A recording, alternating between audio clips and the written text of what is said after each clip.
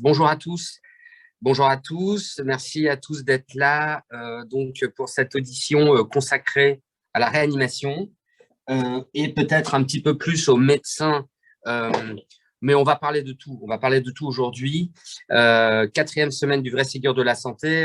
Comme vous le savez, le vrai Ségur de la santé, c'est des auditions qu'on a entamées depuis le 14 février qui se déroulent jusqu'à fin mars, qui seront ponctuées par un congrès de restitution sur 2 jours à Paris, à l'Institut national des jeunes aveugles, les 27 et 28 mars. On essaye d'aborder tous les sujets qui nous semblent importants, qui concernent l'organisation du soin en France et d'apporter des propositions. Vous devez voir notre démarche comme étant un laboratoire d'idées bienveillant, positif, et non pas comme une action politique contestataire, même si le titre de notre démarche, le vrai Ségur de la santé, laisse penser que le Ségur tout court nous a un peu laissé sur notre faim. Apporter des propositions. Parler de la santé en mars 2022, c'est impossible de ne pas faire un focus sur les soins critiques. C'est un peu l'objectif de ce midi. Et pour cela, rien de mieux que de demander à des experts reconnus en France et même mondialement, en la personne de Jean-Paul Mirat, qui est chef de service de réanimation à Paris et ancien président de la SRLF et bientôt plus, mais qui a été jusqu'à il y a peu de temps, jusqu'au février, d'après ce que j'ai compris, le président du CNP, le Conseil national professionnel des médecins intensivistes réanimateurs, et Olivier Johannes Boyau, que vous connaissez bien, chef de service en réanimation chirurgicale à Paris, également président, je crois, jusqu'à il y a peu de temps, du comité réanimation de la SFAR. Olivier, en plus d'être un partenaire, un interlocuteur privilégié, vous devez savoir qu'il est vraiment aussi à l'origine du collectif Santé en danger. Sans sa bienveillance et son aide précieuse, il y a bientôt 20 mois, en juillet-août 2020, eh bien, on n'en serait pas là aujourd'hui. Donc, Olivier, je te réadresse tous mes remerciements au nom du collectif et nos remerciements, et puis nos remerciements pour ta bienveillance, ton aide et ta confiance, surtout ta confiance. Merci Jean-Paul Mirat et Olivier Johannes Boyau d'être là. Moi, je vais essayer de ne pas trop parler. Je propose en fait un format de table ronde entre nous trois, étant entendu que 15 minutes avant la fin de ce Zoom, nous essaierons de faire un focus sur des propositions concrètes. Je sais que tous les deux, vous êtes très impliqués dans les consultations actuellement qui concernent les soins critiques. On sait qu'il y a plein de choses en ce moment. Merci donc de nous avoir consacré votre temps. Et puis, les 10 dernières minutes, on essaiera de prendre des questions dans la salle, entre guillemets, de gens qui voudraient vous adresser des questions particulières. Bon, je crois que notre aîné, c'est Jean-Paul, hein, Olivier. Je ne veux pas dire de bêtises. On va donc commencer par lui, mais Jean-Paul, n'y voyez pas là, n'y voyez pas là un tact. Hein. On est tellement heureux que vous soyez là. Donc, je vous laisse vous présenter et puis on lance les débats. Puis après, Olivier fera pareil. Voilà. Merci beaucoup, Arnaud. Bonjour à toutes et à tous. Effectivement, je suis le plus ancien. Bon, il faut bien avoir été, mais ça permet d'avoir fait pas mal de trucs. Donc, parmi les choses que j'ai fait, effectivement, je travaille à l'hôpital Cochin dans un service de médecine intensive réanimation, un service universitaire, donc avec ses problèmes mais je connais un petit peu les services non universitaires, puisque comme Arnaud l'a dit, j'ai eu le privilège de m'occuper de la Société de réanimation de langue française et du CNP de médecine intensive réanimation qui comporte le CREF, c'est-à-dire les hôpitaux extra-universitaires, et aussi le privé, parce qu'il faut savoir que la santé, c'est aussi des structures privées, et en réanimation, il y a une 50aine de structures privées qui ont fait beaucoup pendant la crise et qui ne doivent pas être oubliées parce qu'ils ont un mode de fonctionnement un peu différent, mais qui sont aussi très importants.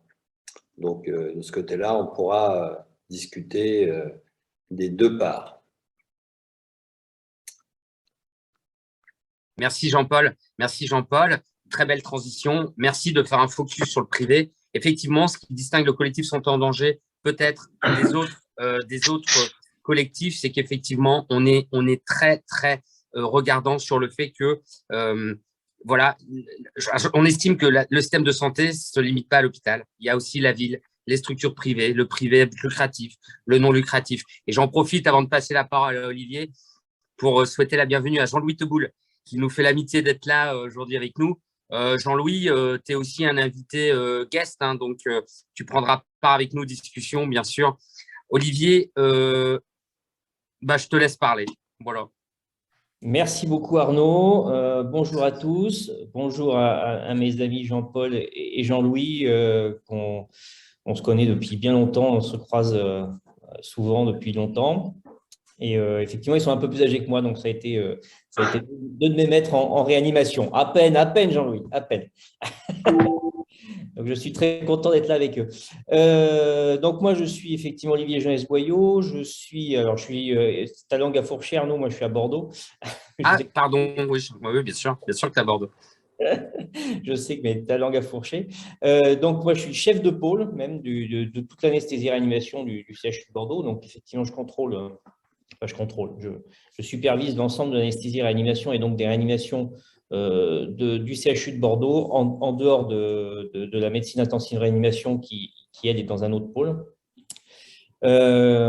J'ai été effectivement président du comité réanimation de l'ASFAR après en avoir été membre j'ai été membre pendant 7 ans et président de ce comité pendant 3 ans. Et donc, j'ai aussi eu une vision nationale des réanimations en France, du privé et du public, puisqu'on avait le responsable du syndicat des réanimations privées qui était au sein du comité réanimation de l'ASFAR. Donc voilà, j'ai aussi bien connu tout ça. J'ai aussi participé aux discussions, rédaction des décrets, Jean-Paul aussi, hein, des décrets réanimation qui sont en finalisation actuellement. Et on est avec Jean-Paul, expert aussi à la NAP, où on discute du futur des soins critiques. Donc voilà, on a une vision, comme Jean-Paul, j'ai une vision assez globale, nationale. Et puis on a été en première ligne de la crise Covid aussi. Et donc voilà, ça nous permet d'avoir une bonne idée de ce qui fonctionne, de ce qui n'a pas fonctionné, de ce qu'il faudrait faire pour que ça fonctionne mieux. Mais au même titre que Jean-Louis également, qui a été très investi toutes ces années dans tout ça. Excellente transition vers Jean-Louis. On va voir si Jean-Louis, écoute, Jean-Louis, on t'intègre dans notre table ronde. Hein, voilà.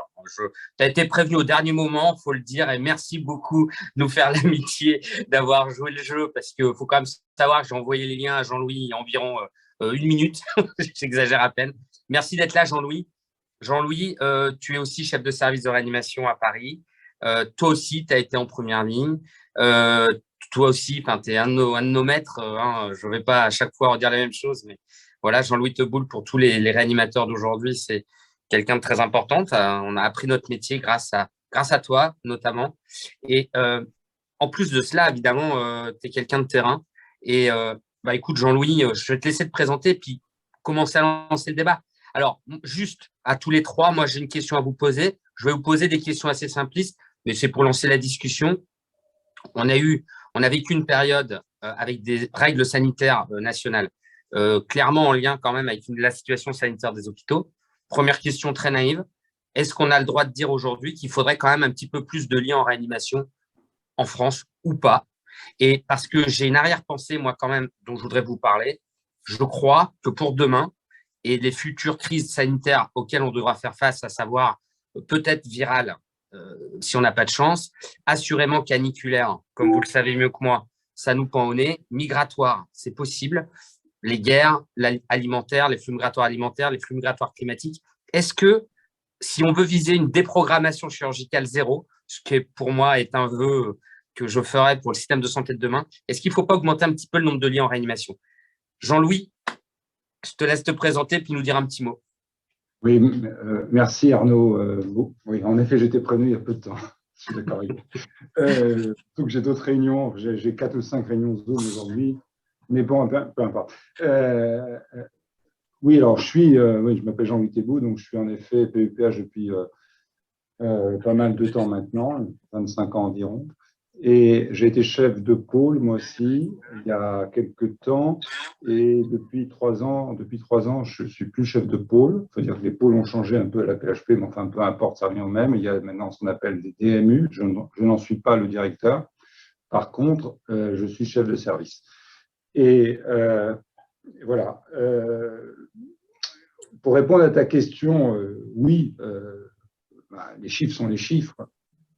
Au moment des pics importants qu'on a eu, Covid en particulier, il y aura peut-être d'autres d'autres pics pandémiques ou autres, comme tu l'as dit. Hein, il y a d'abord la population qui vieillit d'une façon générale. Il y aura peut-être plus de besoins de réanimation dans les années qui viennent, bien sûr. Et puis, il y a ces pandémies, et puis peut-être autre chose, j'espère pas, mais espérons que les choses s'arrêtent au niveau viral.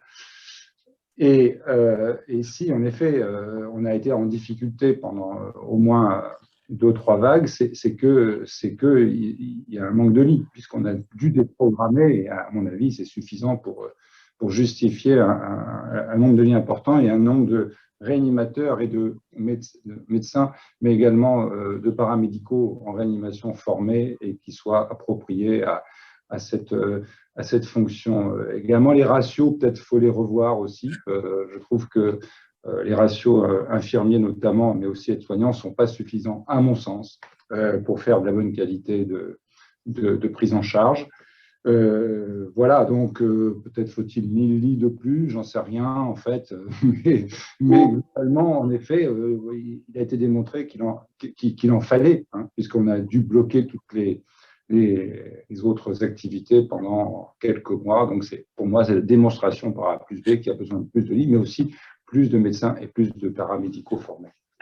Merci Jean-Louis. Alors, effectivement, Jean-Paul, j'avoue, hein, avec beaucoup de naïveté mais de sincérité, moi je crois qu'on doit viser un système, si on fait un focus sur la chirurgie, où on devrait pouvoir opérer tout le monde, quoi qu'il arrive, sans aucune déprogrammation. Pour cela, Jean-Paul et Olivier, vous êtes bien placés pour avoir un regard sur le paysage de la population en réanimation, sur les capacités en réanimation.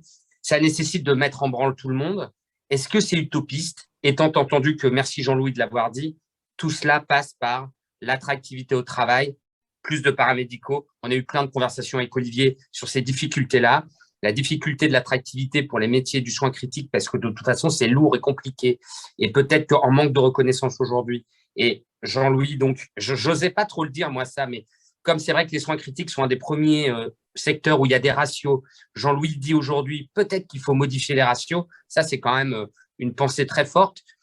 Est-ce qu'il est utopiste, Monsieur Mira, de réfléchir à ce que doit être la réanimation de demain, en sachant qu'effectivement, le chiffre 1000 a été prononcé, il me semble, par le ministre, et d'imaginer là, donc, un système où, quoi qu'il arrive, on pourrait garantir à tous les Français qui se feront opérer et que ça n'est pas parce qu'on sera en crise sanitaire qu'on décalera des gens de plusieurs mois avec les conséquences terribles que vous connaissez aussi bien que moi. Quel est votre avis là-dessus? La déprogrammation, c'est sûr que c'est une catastrophe et c'est une catastrophe qui ne sera pas, dont on ne mesurera pas les conséquences. Parce que malheureusement, il y a des malades qui ont eu du retard avec des conséquences dramatiques pour eux en termes de diagnostic et de traitement. Et ça, je ne pense pas que qui que ce soit ait envie de regarder ça et ça ne sera pas analysé, je crois. Et c'est un peu triste, mais c'est comme ça. Bien sûr que on sait que s'ils ont été déprogrammés, c'est parce qu'il n'y avait pas assez de structures, pas assez de médecins pour aller dans les réanimations, puisqu'il a fallu que des anesthésistes qui faisaient de l'anesthésie exclusive sont partis faire de la réanimation, que des infirmières anesthésistes sont partis dans les services de réanimation qui ont été créés. Et donc, clairement, il faut qu'il y ait plus de lits et il faut qu'il y ait plus de lits équipés, comme Jean-Louis l'a dit. Le problème des ratios est un problème dont on pourra discuter après, mais aujourd'hui, il ne faut pas non plus être aveugle. L'hôpital souffre énormément. L'hôpital manque de personnel paramédical. Le Ségur de la santé va créer va conduire à former 6000 infirmières de plus, c'est-à-dire 2000 par an pendant 3 ans. Et si on dit aux hôpitaux que sur ces 6000, on en met 3000 en réanimation pour augmenter les ratios, ça ne va pas le faire. Ça ne va pas le faire. L'hôpital, ce n'est pas que les soins critiques. Donc, il faut effectivement augmenter le nombre de lits, résoudre le problème de l'hôpital parce qu'il faut avoir des gens dans les services en aval et en amont de la réanimation et des soins critiques. Et pour augmenter le nombre de lits, il faut avoir une réflexion qui n'est pas une réflexion globale, il faut avoir une réflexion régionale. Il y a des régions qui sont clairement, avec pas assez de lits de réanimation par rapport à la population. Quand on regarde les chiffres, il faut augmenter le nombre de lits au global parce que quand on se compare dans le monde et en Europe, on est vraiment dans la moitié, la petite moyenne du nombre de lits par habitant, et ça, c'est pas suffisant quand on regarde notre population vieillissante, comme l'a dit Jean-Louis. Donc, il faut augmenter. Les 1000 lits qui ont été annoncés, il faut faire très attention aux chiffres, parce que sur ces 1000 lits, il est globalement envisagé de réouvrir 500 lits qui ont été fermés par manque de personnel. Donc ça, ce n'est pas vraiment de la création. Et faire 500 lits de SRPR ou SSR pour prendre les malades en post-réanimation, ça, ce n'est pas non plus de la réanimation. Donc, OK pour 1000 lits, mais est-ce que c'est vraiment 1000 lits de réanimation comme nous, on l'entend, comme les professionnels l'entendent, c'est-à-dire des lits en plus, ou est-ce que c'est juste de réouvrir ce qui n'a pas été ouvert du fait du manque de personnel, ce qui ne va pas augmenter le nombre de lits en réalité. Et donc, il faut être très attentif par rapport à cette annonce, qui est une annonce, voilà, hein, c'est beau de dire 1000 lits, c'est rond, c'est splendide. Quant au SRPR ou au SSR, moi, je ne sais pas ce que c'est. Franchement, si demain, on dit aux ARS, ouvrez 500 lits de SRPR, qu'est-ce qu'ils vont mettre dedans? Quels sont les ratios, pour le coup, de personnel, de kinés, d'orthophonistes? Enfin, je veux dire, c'est quand même des structures extrêmement lourdes. Donc, moi, je serais assez limité à la réanimation que je connais bien. Et je pense qu'il faudrait plus de lits dans des régions comme l'ouest de la France. On a eu de la chance, globalement. On n'a eu pas de bol avec la Covid, mais on a eu de la chance. La première vague a tapé les deux régions avec le plus fort ratio de nombre de lits par rapport au nombre d'habitants. Si ça avait cogné à Bordeaux, et Olivier est là, et ça aurait été une cata, parce qu'ils n'ont pas beaucoup de lits. Si ça avait été à Nantes et à Angers, ils sont à un nombre de lits par rapport au nombre d'habitants qui n'est pas terrible. Et en Bretagne, tout l'ouest de la France, globalement, est vraiment peu équipé en nombre de lits de réanimation. Et on a eu beaucoup de chance que ça tape sur les régions Est et Île-de-France, même si il a fallu, et ça c'est un truc, il y a les déprogrammations, mais on a quand même envoyé des malades à l'étranger, on a envoyé des malades d'Île-de-France dans les régions sans tenir compte des familles, du réveil des malades. Enfin, je veux dire, on a vraiment vécu un truc dramatique en termes de humain. Et il faut qu'on en tienne compte dans la création des lits, pour équilibrer et pour avoir une offre plus importante. Enfin, Olivier, je ne sais pas ce que tu penses de tout ça, mais… Oui, alors, juste pour faire la transition vers Olivier, effectivement, vous mettez le doigt sur les besoins et l'approche territoire de vie pour les besoins. Et là, on casse un peu un adage qui pourrait laisser penser qu'effectivement, avec des décisions globales, on résout les problèmes. Non, ce n'est pas vrai. Les bassins de vie n'ont pas tous les mêmes préoccupations et les mêmes problématiques. Effectivement, on met le doigt, et on va en parler avec Olivier, sur le fait que si on n'attire pas de paramédicaux, pour toutes les raisons qu'on connaît bien, on n'y arrivera pas. Donc, effectivement, on peut aussi annoncer 10 000 lits de réa en plus si d'un autre côté, il n'y a pas une politique qui encourage l'attractivité de ces métiers-là, ça ne marchera pas. On le sait bien, nous tous, ici, on le sait bien. Olivier, on a eu souvent ces échanges-là.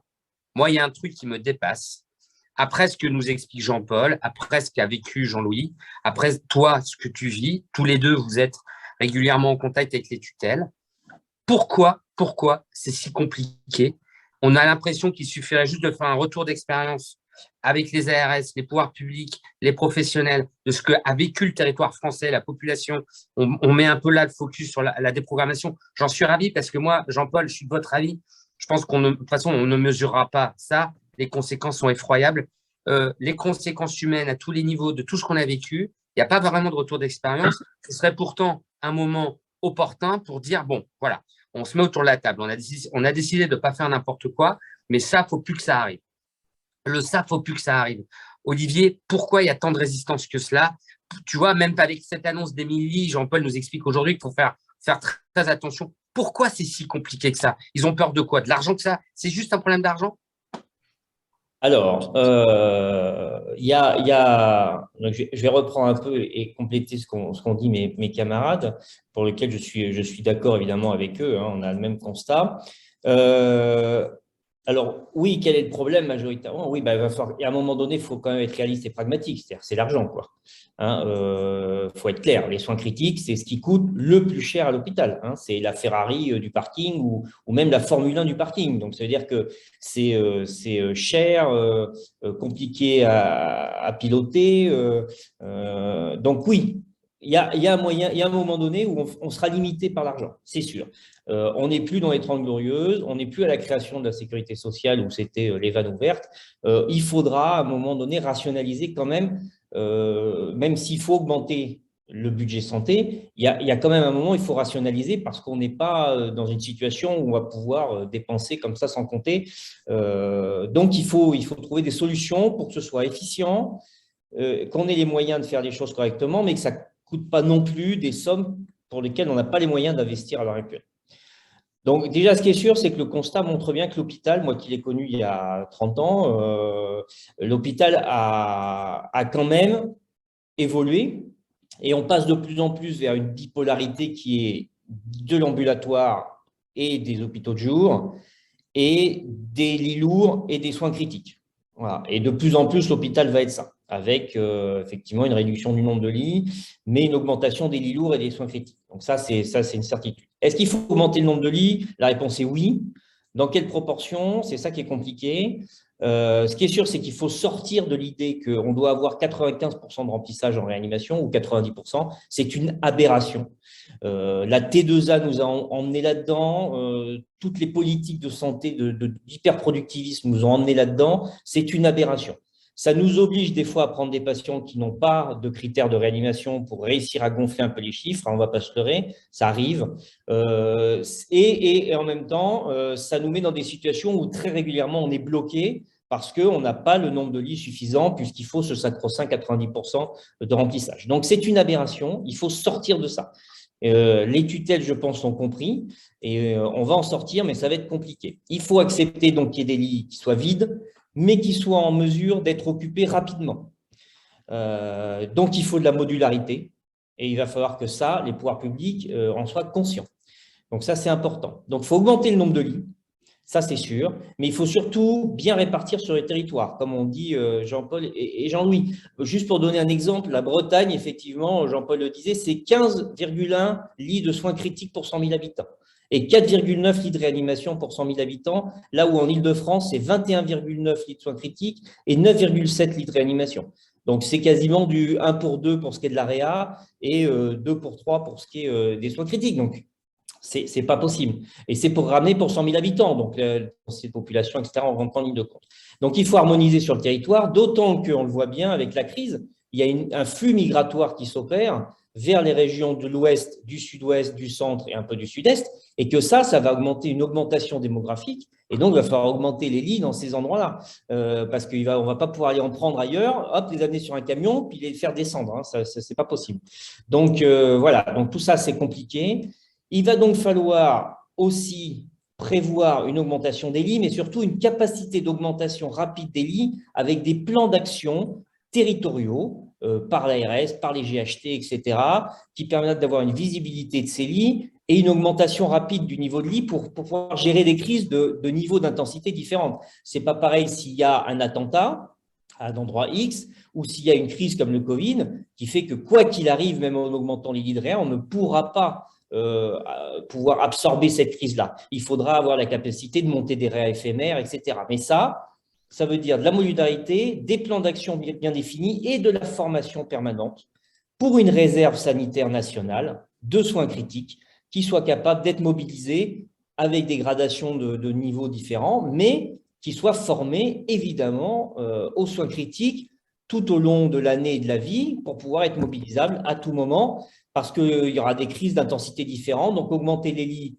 pour pouvoir absorber le tout venant, ça c'est sûr. Avoir de la modularité pour pouvoir absorber les petites crises et la réserve sanitaire et des plans d'action pour pouvoir absorber les grosses crises. Voilà. Donc ça, globalement, c'est tout ça. Et surtout, ce qui va être majeur, c'est effectivement les lits d'aval. Parce que oui, il y a souvent, on ne peut pas faire sortir des patients parce que les lits d'aval, c'est bouché, le SSR, c'est bouché. Donc, il manque de ces lits-là.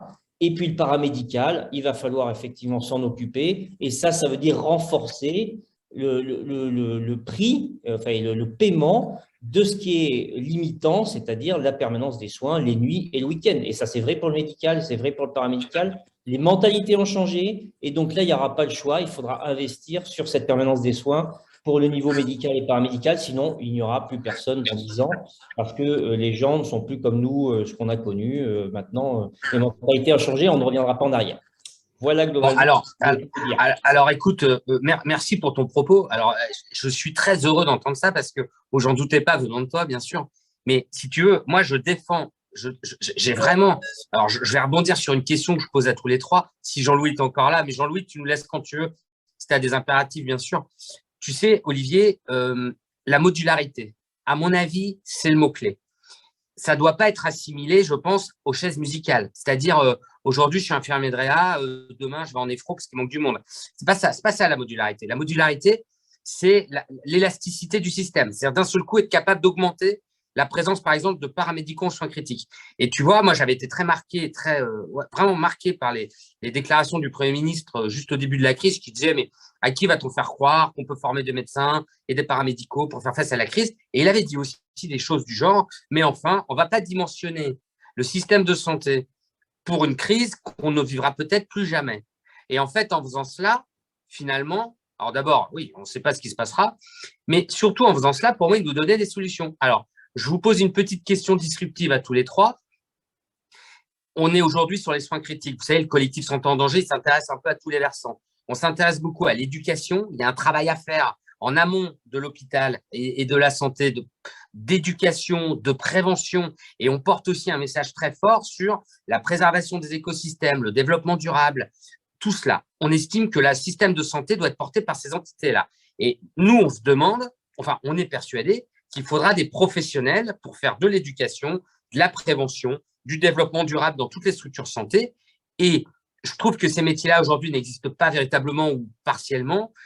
Je m'étais dit qu'on pourrait, évidemment, ces nouveaux métiers de demain pourraient faire l'objet de formations aux soins critiques et en créant là une forme de réserve sanitaire en disant, attention, à tout moment, vous arrêterez de faire de la prévention ou du développement durable. Peut-être qu'on aura besoin de faire appel à vous dans les structures de soins critiques parce que là, on est en difficulté. C'est quelque chose qui vous choque, ça, ou pas? Tu vois, d'intégrer une dimension, un panel des professionnels avec un panel un peu large. Tu vois ce que je veux dire? Jean-Paul, hein, si vous voulez réagir, hein, vous pouvez. L'idée étant de s'assurer d'une masse mobilisable. Oui, je laisse réagir Jean-Paul et Jean-Louis. Non, mais la masse mobilisable, elle pourrait être existante si on reconnaît la compétence des infirmières en réanimation et du personnel de réanimation. Voilà. Ça, c'est une demande qu'on a conjointe, qu'on avait écrit en janvier 2020 avec Bertrand Dureuil, qui dirigeait le CNP à RMPO à ce moment-là. On demande une reconnaissance de qualification des infirmières qui travaillent en soins critiques. Et pour ça, on ne demande pas un diplôme, on ne veut pas en faire des IBOD, des IAD qui ont un diplôme reconnu. On souhaiterait que l'expérience en réanimation d'1, 2 ans, comme en Suisse, avec une formation qui pourrait être assurée par les 2 sociétés savantes, la SFAR et la SRLF, avec des modules de validation qui pourraient se faire online comme ça se fait avec un présentiel limité, puisse permettre d'avoir une reconnaissance de compétences et donc, quelque part, quand elle quitte le service, une reconnaissance. Parce qu'il y a un truc que les politiques ne comprennent pas, c'est que les infirmières qui qui travaillent en réanimation sont des infirmières qui sortent d'école. Ils ont l'impression que compétences et expérience sont pareilles.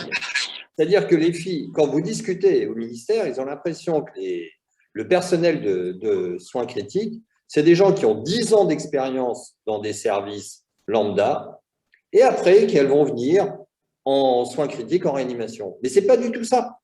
Elles sortent de l'école, elles ne connaissent pas le métier, soyons clairs, parce que la formation n'est pas adéquate. Je vous rappelle que ces dernières années, les modules de formation réanimation ont été supprimés des écoles d'infirmières.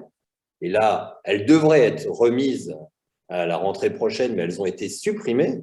Pour quelle raison elles ont été supprimées? Pour quelle raison? Pourquoi ça a été supprimé? Parce que le nombre d'heures a diminué comme dans tous les systèmes éducatifs, et qu'ils ont trouvé que un tout petit nombre de patients en réanimation ne justifiait pas que les infirmières, parce que quand on voit la masse de personnel qu'il y a dans un hôpital et le nombre de personnel, même si on en a beaucoup par rapport aux autres services, ça correspond à rien. Et donc, ils ont supprimé ça pour mettre certainement des choses très importantes. Et ça, ils ont compris et ils souhaitent le remettre. Mais néanmoins, les jeunes infirmières qui arrivent en réanimation, qu'elles ont besoin de se former. Donc, dans le décret de réanimation qui va sortir, heureusement, il va y avoir les 8 semaines de formation pour toute infirmière qui arrive en réanimation qui va être formalisée. Donc, ça, c'est quand même un point très important que nos 2 spécialités ont pu obtenir. Et donc, si au bout d'1 an, 2 ans, quand elles ont décidé, parce que malheureusement, le travail de nuit n'est pas rémunéré comme il faudrait, le travail de week-end n'est pas rémunéré, et puis que les gens évoluent et partent, si elles gardent cette compétence dans leur CV, elle sera plus facile à retrouver. Alors qu'aujourd'hui, enfin, je veux dire, quand on a vécu la crise, quand on dit « Ah ouais, alors quelles sont les infirmières qui ont travaillé en réanimation ?» Bien, s'il n'y avait pas les cadres et s'il n'y avait pas les collègues qui disent « Bah oui, il y a telle, je sais où elle est actuellement », il n'y a personne dans aucune direction d'aucun hôpital de France qui est capable de dire « Telle infirmière est passée, on va essayer de la recontacter pour voir ce qu'il en est ». Et donc, cette reconnaissance de compétences pour lesquelles on souhaiterait que ça existe pour les services de réanimation, ça serait un plus. Mais aujourd'hui, ce n'est pas quelque chose qui est… C'est demandé par l'AFNIR, qui est la Fédération nationale des infirmières de réanimation, qui se sont regroupées et qui sont vraiment très, très dynamiques dans cette demande de reconnaissance. Ils sont auditionnés à 18h aujourd'hui, dans le cadre du vrai Ségur. C'est des gens beaucoup plus importants. Jean-Louis, tu es encore là? Oui. Ah, Jean-Louis. Jean-Louis, je voudrais te poser une question et tu nous dis ce que tu veux. Juste pour dire que je suis complètement d'accord avec ce qu'a dit Jean-Paul d'abord, parce qu'il est plus compétent que moi dans le domaine. Il a plus travaillé la question du fait de sa mission et de son rôle. Il a tout à fait raison. Je dois dire que, par exemple, lors des vagues Covid qu'on a eues importantes, eh bien, on a dû faire appel nous-mêmes, grâce à la débrouille, à des anciennes infirmières qui avaient migré dans des régions qui étaient moins touchées. Et on l'a fait parce que, en effet, le bouche à oreille, la débrouille perso, on n'a pas eu une structure, comme a dit Jean-Paul, disons, d'identification d'infirmières qui ont une compétence en réanimation qui pouvaient éventuellement être mobilisables. Et on l'a fait comme ça, avec les numéros de téléphone des uns des autres. Et ça s'est passé comme ça. Comme d'habitude, on a dû se démerder nous-mêmes. Bon, ça, c'est pour dire que je suis complètement d'accord avec ce qui a été dit par Jean-Paul, bien sûr. Ta question, excuse-moi. Non, c'est rien, mais c'est une question que je pose à tous les trois. C'est quelque chose qui revient dans votre propos. Vous avez parlé de la rémunération de la permanence des soins, la valorisation de la permanence des soins. Ça, c'est un sujet qui est fondamental puisque ça ne concerne pas forcément tout type de service. Évidemment, ça concerne les soins critiques. Je vais mettre les pieds dans le plat. Une infirmière touche la nuit 1 € brut de l'heure. Quand on avait fait une manifestation, une grève le 4 décembre, on avait été reçu par Sébastien Delecluse du cabinet d'Olivier Véran et qui nous a, moi j'avais dénoncé ce montant et il nous avait dit qu'il réfléchissait au pouvoir opérationnel d'augmenter de 50% le montant à savoir de passer de 1 euro à 1,50 € brut pour les infirmières de l'heure, et que ça coûtait 500 millions à l'État. Et je lui avais dit, arrêtez, monsieur, ne le faites pas. Vous allez passer pour des cons et vous attirez les foudres de tout le monde, puisque ça traduit quand même un truc complètement hors sol. Voilà pour les infirmiers. Et enfin, pour les médecins, quand même si on a eu un petit débat tout à l'heure, enfin un échange sur ce sujet-là avec Jean-Paul, une garde de PH aujourd'hui à 220 € à peu près net en semaine, c'est pas possible. Et quand on se lamente sur le fait que l'intérim, quand on tape sur l'intérim, mais moi je suis désolé, l'intérim à 650 € la nuit, l'intérim il a raison. Et ça devrait être le tarif de rémunération de garde de tous les médecins de France. Et je suis certain que Urgence Réa, déjà, il y aurait plus de monde sur la liste de garde des hôpitaux. Voilà. Quelle est votre position là-dessus? Alors, moi, avant de vous quitter, je voulais dire quelque chose là-dessus d'une façon générale. Ce qui est mal ressenti par tout le monde, paramédicaux comme médicaux en Réa, bien évidemment, c'est la rémunération insuffisante, et là, je suis complètement d'accord, en particulier pour la permanence de soins, les gardes, etc., les astreintes. Mais c'est aussi l'inéquité qui existe au sein même parfois d'un hôpital. Arnaud, je parle de l'inéquité, même pour ces rémunérations de permanence de soins. Tu parlais des urgences, par exemple. Un bon exemple. Les urgences, si tu veux faire une garde des urgences à Bicêtre, tu es payé officiellement 900 € le jour et 1800 € le dimanche.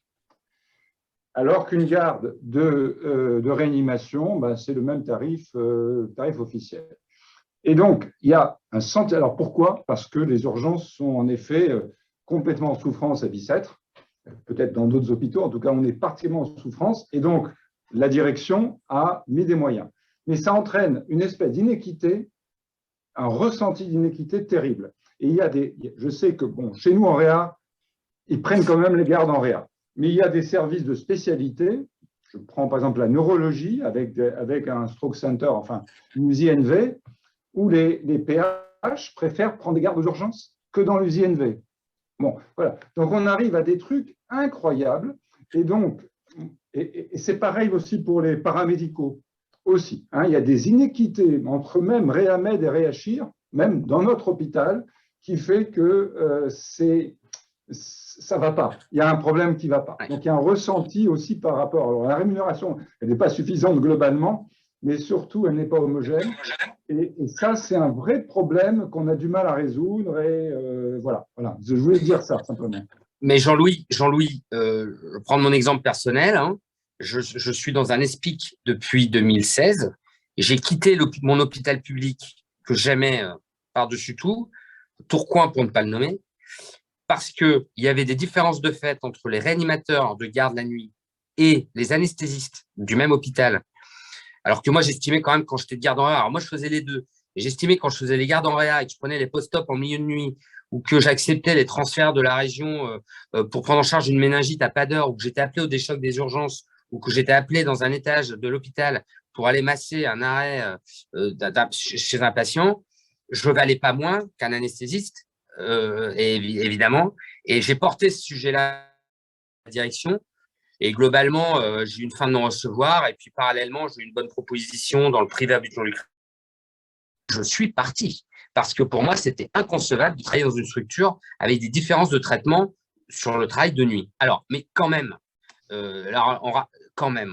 une volonté politique, c'est quand même assez simple, ça, d'instaurer ça. Alors qu'en plus, vous tous autour de la table, vous savez très bien que autant dans les grandes villes, c'est difficile, j'imagine, à Bordeaux, par exemple, et même à Lille, de valoriser, d'augmenter les gardes, autant dès que vous allez un peu en périphérie des grands hôpitaux, en périphérie, il faut attirer du monde. Et alors là, limite, c'est à la carte. Et on demande à peu près ce qu'on veut. Mais ça ne peut pas marcher. Il faut mettre tout le monde au même tarif. C'est quoi les obstacles de ça? Enfin, Olivier, tu vas encore dire que c'est l'argent. Non. Alors, alors, ce qui est clair, c'est que les tutelles sont bien conscients que la permanence des soins est un sujet et qu'ils ne vont pas y couper. Les urgences, de toute façon, sont en train de s'effondrer partout et de fermer aux quatre coins de la France. Donc, il va falloir s'en occuper. Et ce sera pareil pour les autres, les soins critiques et autres, qui ont de la pénibilité de nuit et de week-end. Et de toute façon, c'est ça qui va générer des problèmes dans les futures générations et dans les générations qui sont là actuellement. Ils ne veulent plus travailler la nuit et le week-end, les infirmiers, les aides-soignants, les médecins, etc. Donc, il faut clairement augmenter. Quand les négociations du Ségur se sont faites, il a été question d'augmenter massivement la permanence des soins, etc. C'est les syndicats, pour des raisons d'équité, etc., parce que tout un tas de professionnels n'étaient pas concernés par la permanence des soins et qu'il fallait donner globalement à tout le monde, le public, le privé, le machin, le bidule, les trucs et les machins, eh bien, on n'a pas choisi la permanence des soins. Enfin, les syndicats n'ont pas choisi la permanence des soins. Il y a eu des disputes entre les syndicats.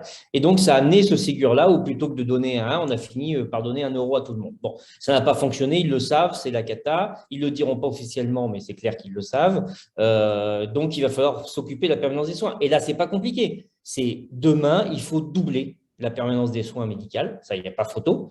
Il faut doubler. Voilà, au minimum. Ouais, moi, je suis plus sur le triplement. Hein, mais bon. Oui, mais ce sera compliqué. Mais au moins, au minimum, Non, parce qu'Olivier, si tu doubles en 2022 un tarif qui date de 30 ans ou de 20 ans, tu te rends bien compte que tu es déjà en dessous de la réalité. Je suis d'accord, mais le minimum syndical, c'est faut doubler. Voilà, il faut doubler la nuit, il faut doubler le week-end. Ça, c'est clair. Et pour les paramédicaux, c'est pareil. C'est-à-dire qu'il va falloir les payer très largement plus que ce qu'ils sont payés actuellement pour faire les nuits et le week-end. C'est-à-dire que ce n'est pas 1 euro, là, c'est effectivement 10, 15 euros, je ne sais pas, mais c'est clairement pas ce qu'ils sont payés actuellement. Donc voilà, il va falloir mettre, là pour le coup, il n'y a pas le choix. Soit c'est maintenant, soit dans 5 ans, il n'y a plus personne la nuit et le week-end pour faire tourner les hôpitaux et les cliniques. De toute façon, on peut le comprendre dans tous les bouts qu'on veut, c'est une certitude. Il n'y aura plus personne. Donc, il va falloir le faire et ils vont le faire, ils ne vont pas avoir le choix. Maintenant, il va falloir trouver l'argent. En fait, le message là qu'on porte, c'est que on peut réfléchir à toutes les améliorations possibles des soins critiques, mais si on fait l'autruche sur la pénibilité, on peut réfléchir à toutes les organisations qu'on veut. La pénibilité, à un moment donné, il faut la reconnaître et il faut la payer. Et c'est vrai que du coup, alors je ne vais pas aller jusqu'à dire que nos débats sont stériles, mais quand même, je crois que c'est par là que ça doit commencer. Hein. C'est-à-dire que restituer de l'attractivité pour ensuite voir ce qu'on est capable de construire. Alors, Jean-Paul, je sais que vous êtes très impliqué en ce qui concerne l'attractivité, la reconnaissance de cette compétence particulière dont vous nous parliez tout à l'heure. Est-ce que vous avez bon espoir dans vos discussions pour que ça avance et que cette reconnaissance-là soit effective? Parce que ça, c'est fondamental. Hein. C'est très compliqué. Et comme l'a dit Olivier, on a des blocages qui ne viennent pas forcément de l'endroit où on pense. Olivier a dit que c'est les syndicats. La reconnaissance des infirmières de réanimation, c'est un vieux cheval de Troie qu'on essaye de pousser. Et initialement, avant la crise, ceux qui étaient opposés, c'était les syndicats infirmiers. Parce qu'ils disaient, ouais, mais en réanimation, d'accord, mais en EHPAD, c'est dur aussi. S'occuper des personnes de gériatrie. Et le gouvernement joue sur ça. Mais bien sûr, bien sûr. Le gouvernement joue sur ce que tu as dit là, en disant, ouais, mais les anesthésistes, ils touchaient plus que moi, donc je me suis cassé. Le problème, c'est bien qu'ils touchent ça. Demande à toucher autant. Le problème, ce n'est pas qu'eux doivent toucher moins. C'est-à-dire la reconnaissance des infirmières de réanimation, plutôt que les syndicats infirmières voient ça comme une inégalité absolue et amener tout le monde. Dégueulasse, parce que nous, on n'a pas de médecin avec nous la nuit, c'est vrai, on gère les fins de vie toute seule, bon, d'accord. On n'a pas une infirmière pour 2 malades et demi, d'accord, ok, très bien. Mais laissez passer la reconnaissance, la compétence, la reconnaissance de compétences, et montons les exigences dans les autres secteurs au même niveau. Mais si jamais c'est trop simple pour le gouvernement et pour tous les gens qui nous dirigent de faire en sorte qu'on se batte. Il faut qu'on soit unis, et si on est unis en reconnaissant le travail de l'un et l'autre, elles ont une compétence en réanimation, c'est mieux payé, mais ce n'est pas fermé. Allez travailler en réanimation. Allez travailler en réanimation, allez prendre cette compétence, aller prendre ces salaires qui sont peut-être plus importants, ces primes plus importantes. Personne n'est interdit de ça. Je veux dire, et le problème, il n'est pas de se battre entre nous. Aujourd'hui, quand on a voulu ouvrir des lits de soins critiques, les infirmières ne pouvaient pas venir parce qu'il y a des compétences spécifiques, monter une dialyse, faire un truc comme ça, ce n'est pas donné à tout le monde. Bon, ben voilà, c'est comme ça. Et cette compétence, il faut qu'elle soit reconnue. Alors peut-être que c'est de notre faute, peut-être qu'on ne les a pas assez mis en avant, peut-être qu'on n'a pas assez voulu reconnaître par des diplômes, par je ne sais pas quoi, le fait qu'elles sont capables de faire ça. Peut-être que c'est la faute des gens qui organisent ça, hein, et je me prends dans cette masse-là sans aucun problème. Mais aujourd'hui, il ne faut pas qu'on cherche à ramener le système vers le bas, parce que le système va exploser. Et il commence déjà à exploser. Vous avez vu, sur 3 infirmières qui rentrent à l'école d'infirmières, il y en a une qui s'arrête. Quel cata! Mais ça, c'est un truc, quand on discute avec le gouvernement, c'est comment vous analysez ça? Et ça, c'est, j'ai vu parmi les remarques, l'universitarisation des études d'infirmières. C'est vrai que ça n'a pas forcément eu un effet positif par rapport à la réalité. Je veux dire, et ce qui s'est passé pendant la crise, moi j'ai discuté avec des élèves infirmières qui se sont arrêtés. Je veux dire, quand en première année, elles sont arrivées et qu'on leur a dit « faites la toilette des morts Covid », alors que ce n'est pas leur job. On dit « mais vous n'avez pas le choix, faites-le », elles se cassent. Ouais, elles ont 19 ans. Elles ont 19 ans. Elles sont là à faire la toilette de mort sans être préparées à cette violence. Je veux dire, il n'y a quand même pas beaucoup de bienveillance dans les écoles d'infirmières et dans l'accompagnement de ces jeunes qui arrivent là et qui sont confrontés à ce qui est caché par la société. Les vieux, on les cache, les vieux. On ne voit pas de vieux à la télé. La mort, la déchéance, le corps enfin, on n'en est pas à ça, je veux dire. Et elles arrivent comme ça, pleines de bonnes idées, et elles se prennent une claque dans la tronche avec un salaire qui n'est pas à la hauteur. Elles vont faire autre chose. Donc, il faut repenser à ça. Il faut repenser l'entrée dans les écoles d'infirmières. Et puis, vraiment qu'il y ait une réflexion. Pourquoi il y en a 1 sur 3 qui s'arrête? Enfin, quel cata! Ça, c'est vraiment un cata. Jean-Paul, on a fait plusieurs auditions sur les sujets de la formation et on a essayé d'aller un peu, de creuser sur ces questions-là. Et tu sais, au-delà de la toilette, des exemples que vous prenez là, c'est tout simplement aussi des élèves infirmières qui se retrouvent dans les services avec des ratios pas à la hauteur, des infirmières, elles en poste, surchargées de boulot, à qui on demande en plus d'encadrer des élèves. Il y a eu des propositions très fortes. C'est pas à elles de le faire. Mais bien sûr, c'est pas à elles de le faire. Il faut des infirmières formatrices. Exactement. Il faut des infirmières formatrices dans les services. On a demandé ça. Bien sûr. Quand on discutait des ratios, on dit OK, mais on ne parle pas des infirmières formatrices. Elles doivent venir en plus. Bien sûr, c'est exactement ce qu'on a. On reporte cette proposition-là qui a évidemment déjà été faite. On appelait ça des tuteurs, mais on parle des mêmes personnes. Et juste pour revenir sur ce que vous disiez avant, ce qui est rigolo en ce qui concerne les syndicats, et je dis ça sans aucune animosité, on bosse avec les syndicats. Olivier le sait bien, on essaye de maintenir un dialogue avec eux parce que nous, on est une asso, on a un collectif, mais c'est eux qui transforment l'essai. Par contre, les syndicats sont tous d'accord sur le fait qu'il faut augmenter le salaire des paramédicaux. Alors, moi, on dit exactement comme vous. Eh bien, si jamais il faut augmenter l'infirmière d'EHPAD, de toute façon, il va falloir l'augmenter, l'infirmière d'EHPAD. Eh bien, on l'augmente sur la qualification EHPAD et ainsi de suite sur celle de néphrologie, de cardiologie, de pneumologie, etc. Et on triche un peu avec le système. On fait valoir une reconnaissance, une spécificité qui a aussi pour but derrière, ne nous le cachons pas, d'augmenter les salaires. Et nous, on porte pour les internes et les infirmières, aucun interne, aucune infirmière à moins de 2 000 € en début de carrière. Voilà, c'est tout, c'est comme ça. Il faut arrêter de se voiler la face. Ces métiers-là sont difficiles. Il faut qu'ils soient payés. Hier, on faisait des auditions sur la santé mentale. J'étais effaré par le salaire des psychologues à l'hôpital, le salaire des orthophonistes. Mais c'est du délire. C'est des gens qui commencent à 1 500 €. Donc, à un moment donné, il faut arrêter de faire n'importe quoi.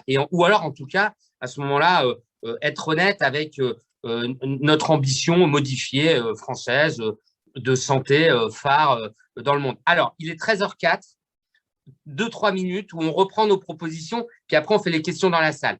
Alors, les propositions, il y en a eu tellement. Heureusement, on a des scribes, hein, on a des gens qui notent toutes les propositions au fur et à mesure.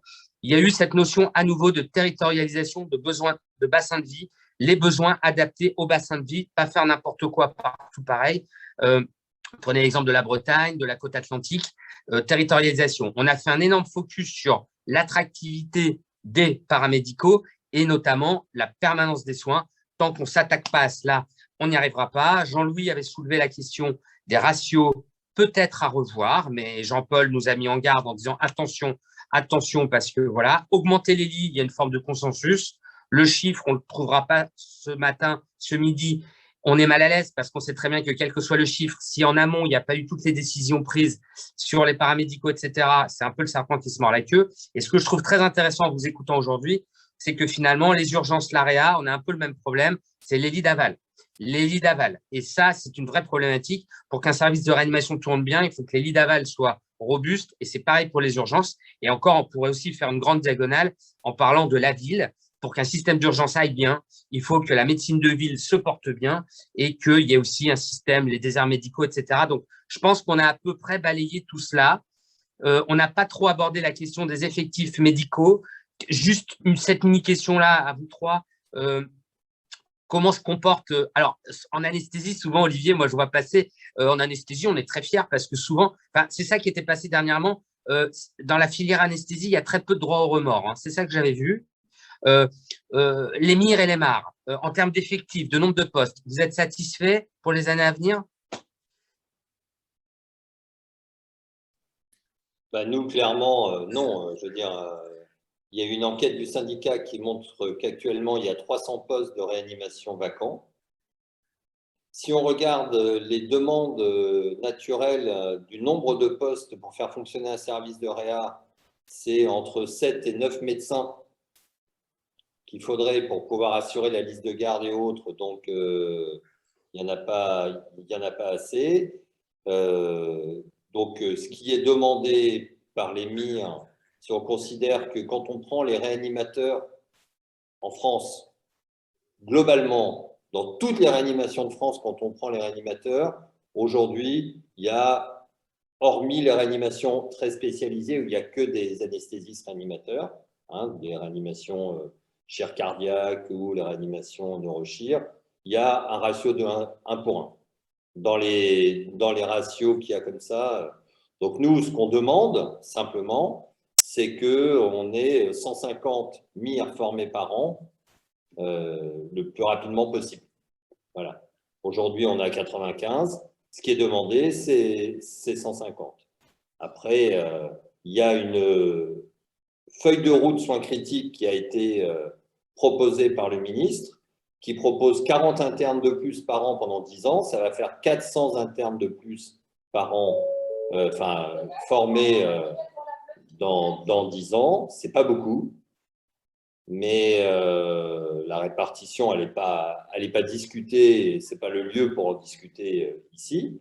Mais je crois qu'ils ont entendu qu'il fallait plus de réanimateurs. Voilà. Nous, on dit ça parce que la réalité, elle montre que même s'il y a 470 anesthésistes réanimateurs qui sont formés par an, ils ne font pas tous de la réanimation. Les 470 pourraient faire de la réanimation.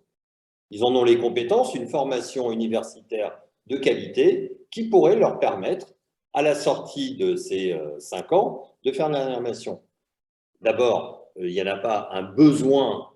Il y a un besoin d'anesthésistes au bloc opératoire. Hein. On a commencé cette discussion comme ça. Et donc, il faut de très bons anesthésistes. On a la chance en France d'avoir une grande école d'anesthésie.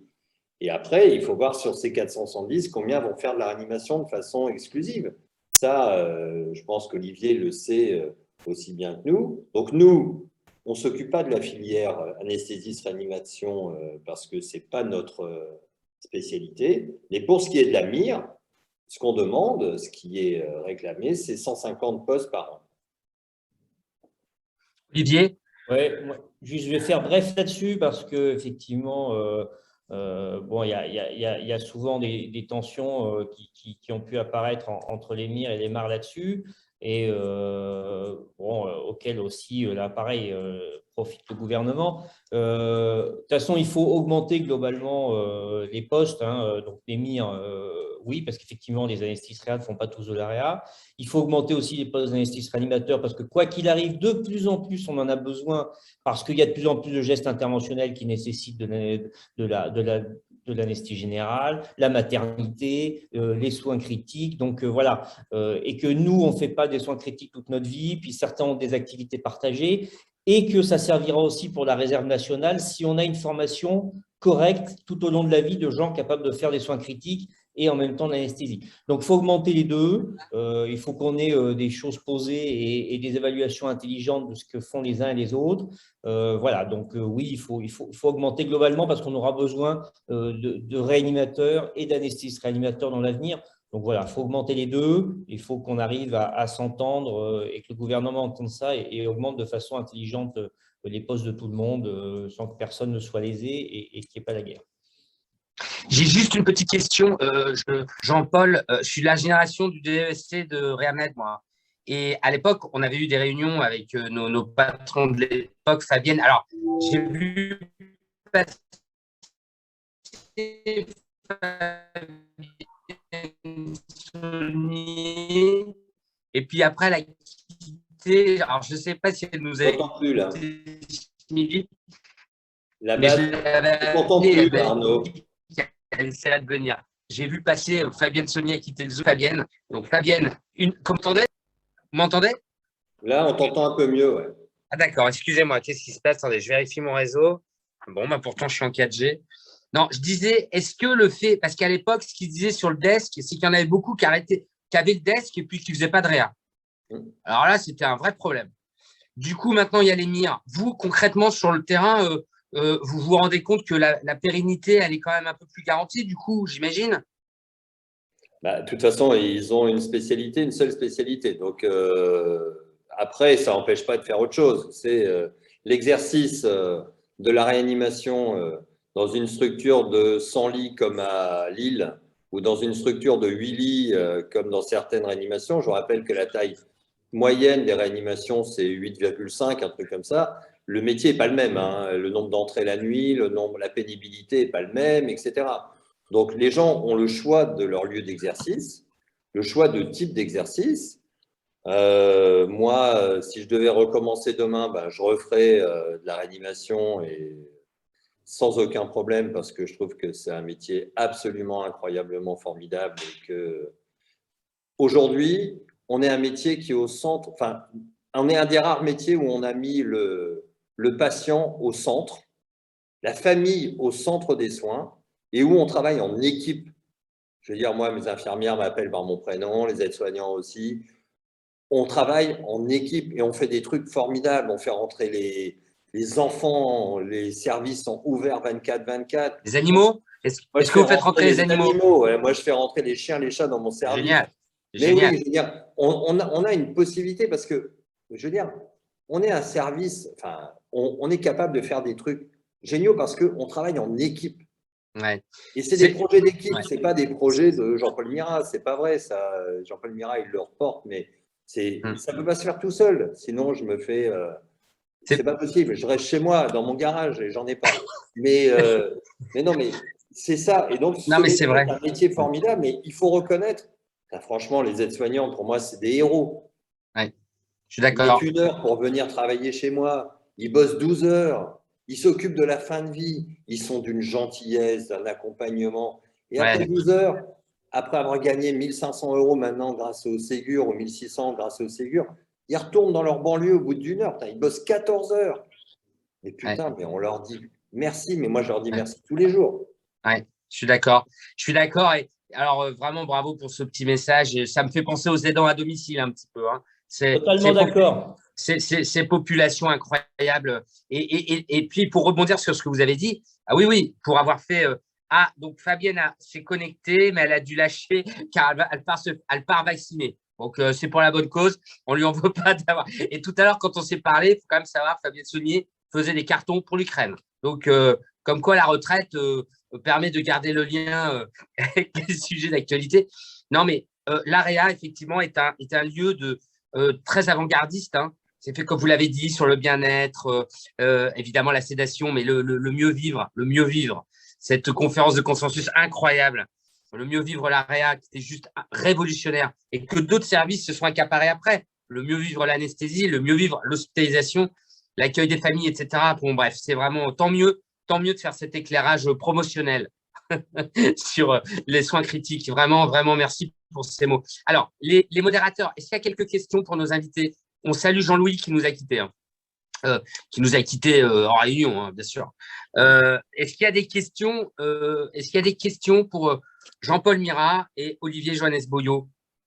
Il y avait beaucoup de remarques sur reprendre les compétences spécifiques des IDE, mais aussi des AS.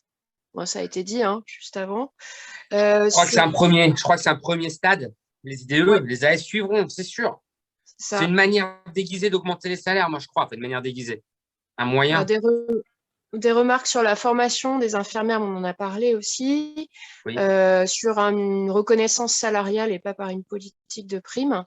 Et puis quand même la question des unités de soins continus et notamment spécialisées, parce qu'on sait qu'il y a beaucoup de difficultés sur un certain nombre de spécialités. Alors c'est un peu frontière avec la réanimation. Qu'est-ce que vous en pensez, notamment les unités de soins intensifs neurovasculaires, cardiologiques, pneumologiques aussi qui sont très en difficulté. Voilà. Et puis sur la question plus générale des USC, en fait, sur cette modularité dont vous avez déjà parlé, comment vous pensez qu'on peut articuler les choses, parce qu'on a des réalités très différentes selon les hôpitaux. Bon, là-dessus, de toute façon, il y a les décrets soins critiques qui sont quasi finalisés et qui vont sortir et qui vont un petit peu aplanir tout ça en donnant des ratios, en donnant l'articulation de ces soins intensifs avec les réanimations et avec les autres soins intensifs. Donc ça, il y a quelques avancées qui arrivent dans les décrets. Je pense que Jean-Paul pourra aussi, pour l'instant, ce n'est pas encore signé, ce n'est pas encore sorti, mais enfin, il y a des avancées là-dessus qui vont permettre quand même de mieux harmoniser tout ça dans l'articulation et dans les ratios infirmiers, dans les soins critiques en général, et notamment dans les soins continus qui vont devenir des soins intensifs. Jean-Paul, tu peux peut-être rajouter un petit quelque chose? Ouais, les textes sont finis, sont soumis au Conseil d'État, donc il y aura toujours des modifications, mais enfin, les textes qu'on a vus sont… D'abord, il va y avoir des autorisations sur tout. Donc ça, c'est vraiment un point très important. Aujourd'hui, il n'y a que la réanimation qui est soumise à autorisation. C'est-à-dire les soins intensifs, cardio, neurovasculaires, hémato seront soumis à autorisation. C'est-à-dire qu'il va falloir que les hôpitaux suivent les recommandations des décrets. Donc aujourd'hui, vous pouvez créer 3 lits de soins intensifs cardio, 4 lits. Voilà, les gens font ce qu'ils veulent, les directeurs font ce qu'ils veulent. Aujourd'hui, ça c'est fini. Dès juin 2023, si le décret passe comme ça sera soumis à autorisation avec des règles. Les règles, les USC vont disparaître. Les USC, c'est terminé. Ça va être des soins intensifs polyvalents qui vont être, pour les USC qui sont accrochés aux réanimations, des réserves de lits pour les crises. C'est-à-dire que tous les lits d'USC vont être équipés comme des lits de réa. Enfin, des lits du ZIP, parce que ça n'est plus… Donc ça, c'est quand même un truc vachement important. C'est une sacrée avancée, ça, quand même. Ça, c'est vraiment bien. Les rations infirmières ne seront pas les mêmes. Quand j'ai dit on ne peut pas aller vers une infirmière pour 2, oui, c'est dans le décret, 1 pour 2. Mais pas tout de suite. Si on met ça maintenant, les fédérations hospitalières, ils nous disent « mais vous êtes dingues ». Il y a dans Cochin, au centre de Paris, là, il y a des services, il n'y a que des intérimaires. Il n'y a plus d'infirmières. La sortie, c'est qu'une fois par an, ça va être au mois de juillet. Avant, il y avait 3 sorties par an, c'est fini. Donc là, c'est que des intérimaires. Et on comprend qu'est-ce que les filles vont gagner, une misère, alors qu'en intérim, elles choisissent les jours où elles bossent et elles gagnent plus. On comprend tout ça. Donc, tous les deux, Jean-Paul et Olivier, juste, on revient sur les infirmières et les aides-soignants. On en a déjà beaucoup parlé avec Olivier. Jean-Paul, vous êtes carrément là-dedans aussi. Vous êtes dans Paris. Olivier, il est dans Bordeaux. Quand même. Alors, je crois qu'il y a quelques candidats qui le proposent. Mais une facilité d'hébergement, des loyers dédiés soignants. Mince. On a eu, je me souviens, là, ça m'avait marqué, on a eu il y a plusieurs mois en pleine crise, une conversation avec Olivier qui m'expliquait que les infirmières qui n'avaient pas les moyens d'habiter proche de l'hôpital de Bordeaux, elle s'éloignait un peu, elle tenait le coup au début, puis à la fin, j'en avais marre de se taper trop de déplacements. Pour Paris, vous en avez parlé tout à l'heure, Jean-Paul. Mince, c'est pas des choses à porter, ça, quand même, des facilités d'hébergement ou des loyers modérés pour inciter les soignants. Alors évidemment, les politiques, ils vont répondre que ça, c'est des mesures domino qui vont concerner tous les ministères, et puis qu'après, tout le monde va demander la même chose. Pourquoi pas des enseignants qui auraient aussi un loyer intéressant? Bah ouais, mais peut-être qu'aujourd'hui, quand on travaille pour l'hôpital public, pour l'éducation nationale, pour la justice, ou alors pour les forces de sécurité, bah peut-être qu'il faut qu'on ait des facilités d'hébergement. Est-ce que ça, c'est un discours qui est trop politique? Moi, je crois quand même que c'est un truc qui peut s'entendre, non? Mais Arnaud, mais pourquoi pas des logements pour les directeurs d'hôpitaux? Ah merde, ils l'ont déjà. Je crois que c'est le cas. Ouais. Avec la seule. Ils l'ont déjà, merde, pardon. Alors, non, mais bien sûr, ils l'ont déjà, mais le petit bémol, que je ferai à votre remarque, Jean-Paul, c'est quand même que eux, on sait que tous les 2-3 ans, ils bougent. Ouais, d'accord. Mais bon, les infirmières aussi. Ouais, les infirmières aussi. Non, mais je suis d'accord. Le problème, c'est un problème de misère de la santé, mais pas de ce gouvernement de 20 ans, 25 ans. Parce qu'à Paris, 40 même, 40. Ils avaient un énorme nombre de logements. Alors, ce n'est pas toujours les infirmières qui en profitaient. Donc, il y a 10 ans, ils ont regardé qui était dedans, ils ont viré les professeurs qui étaient dedans. Et après, ce qu'ils ont fait, c'est que malheureusement, comme les dotations étaient mineures, ils ont vendu pour combler le trou. Ils ont vendu pour avoir des projets juste pour pouvoir acheter des scanners et pour pouvoir refaire des travaux dans les hôpitaux où il y avait des fuites d'eau partout, etc. Ils ont vendu l'immobilier au lieu de garder l'immobilier et de mettre du personnel dedans. Et aujourd'hui, quand on voit l'immobilier dans Paris, mais qui va être capable de monter un immeuble pour mettre des infirmières dedans? Ouais, soit ils retransforment des bâtiments comme ça, ce qu'ils ont, hein, ils ont encore un parc immobilier important à la PHP, et ils le font savoir. Mais malheureusement, ce n'est pas des choses qui sont raisonnables. Alors peut-être qu'il faut ouvrir des hôpitaux à Marne-la-Vallée et pas dans le centre de Paris. Hein. C'est ce que j'allais vous dire, en tout cas, quand je vois qu'ils sont en train de reconstruire le CHU de Nantes sur l'île de Nantes, alors là… Oui. Ben voilà. Alors là, mais moi, mais Jean-Paul et Olivier, les mecs qui décident ça, enfin, c'est des incompétents, quoi. Il faut arrêter, c'est des incompétents. Construire un CHU dont on sait déjà, parce que j'ai mes antennes à Nantes, de gens dont je sais déjà qu'il n'y a pas la place pour tout. C'est-à-dire qu'il va y avoir de l'hémato probablement délocalisé, de l'IRM délocalisé. Je vous laisse imaginer les parkings pour les familles, etc. Enfin, c'est pas inaccessible. Qui sera inaccessible parce qu'une île, c'est des ponts, et les ponts, c'est inaccessible. On le sait à Paris. C'est du délire. Bon, écoutez, Olivier et Jean-Paul, c'était un vrai régal. Et moi, je pourrais faire durer le Zoom pendant 2 heures, mais on est en train de payer les minutes supplémentaires, là. On a complètement dépassé. Merci beaucoup à tous les deux, et à Jean-Paul et à Fabienne, si elle était de passage. Merci à tous ceux qui étaient là. Merci pour votre regard, votre pertinence dans vos diagnostics et dans vos propositions qui rejoignent beaucoup celles qu'on porte dans le collectif. Alors moi, ça me rassure, parce que je me dis qu'on n'est pas hors sol et qu'on est dans la vraie vie. Et quand on vous écoute, en fait, et qu'on traduit ça avec nos mots à nous, et ben on dit la même chose. Je suis rassuré de vous savoir aux manettes et en contact avec les plus hauts placés pour l'avenir des professionnels d'aujourd'hui et de demain. Moi, ça me rassure beaucoup. Et donc, voilà, je vous remercie de tout cœur. Je vous dis à très bientôt. Faites attention à vous. Et puis, nous, Collectif Santé en danger, on est des soignants de terrain. On est à votre disposition. Si à un moment donné, vous avez besoin de communiquer ou de nous sonder, sachez que vous avez là une instance qui sera très à votre écoute. Et puis surtout derrière vous, s'il faut porter des choses, quoi. Voilà. Je vous embrasse. Merci beaucoup de nous avoir fait l'amitié d'être là et de prendre sur votre temps précieux. Et merci beaucoup aux auditeurs, modérateurs, scribes, etc. À très vite. À bientôt. Ciao. Bye. Ciao Jean-Paul. À bientôt. Salut Olivier. Salut Arnaud. Bye. Salut. Ciao Arnaud. Merci encore. Merci à toi Olivier. Merci pour tout.